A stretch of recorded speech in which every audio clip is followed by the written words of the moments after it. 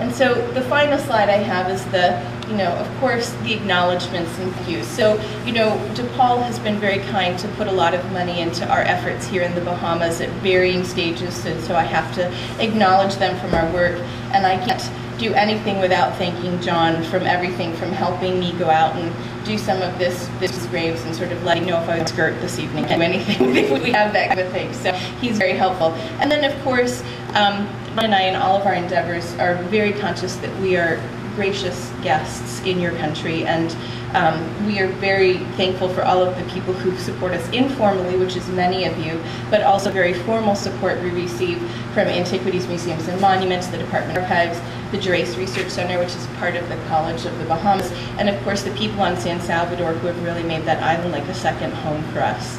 I make the best Bahamian macaroni and cheese in Chicago because they've taken me into their kitchens and told me how to do it right. So, we're very, very grateful for the opportunities and the collegiality and the warm hospitality that you all always show us. Thank you. Do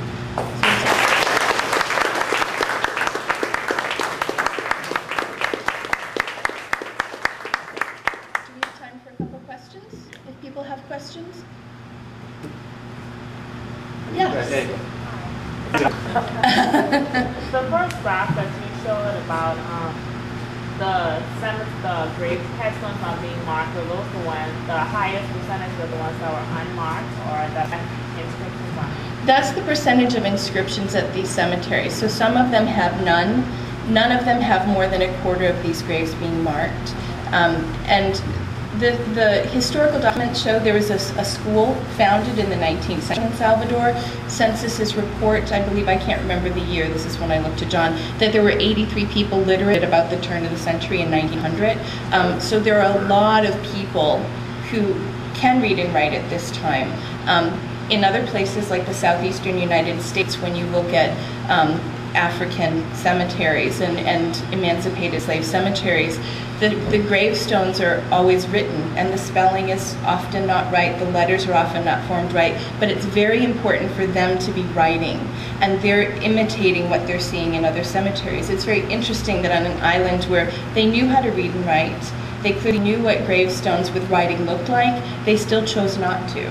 And I think that's it's just a very interesting, it means we can't say some things, but I think what we can say is really interesting. It's a real choice. So, yeah, so never more than 23% in any cemetery, and sometimes none. Yeah. If there are no markings on the graves, are there any official documents to say who is buried in a particular grave? There is not.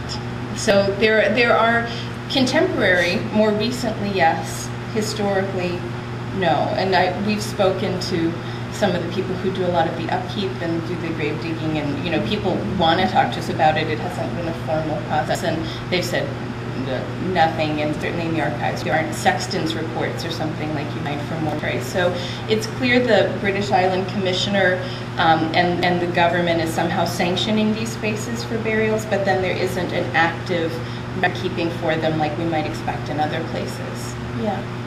Other questions?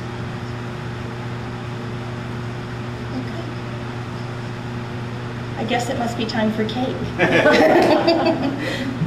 Thank you all so much.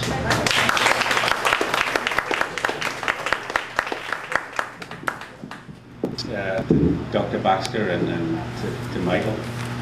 This is really interesting. I don't know, I just go into a cemetery and I feel sorry for the people who died. Never thought to analyze it just like that, but thanks so much. Yeah, no, but just a couple of quick announcements. Upcoming talks, we have Thursday the 28th of January, so you've got a long break before you come back again. I hope you have a good Christmas in between. And that'll be Rosalie Fawkes speaking about her father, Sir Randall Fawkes.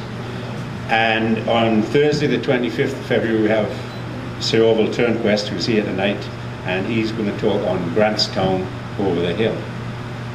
Correct? Good, yeah. I have a March one lined up, but it's not certain yet. So, I hope you all have a Merry Christmas and a Happy New Year. and we invite you to start that with our refreshments. Thank you.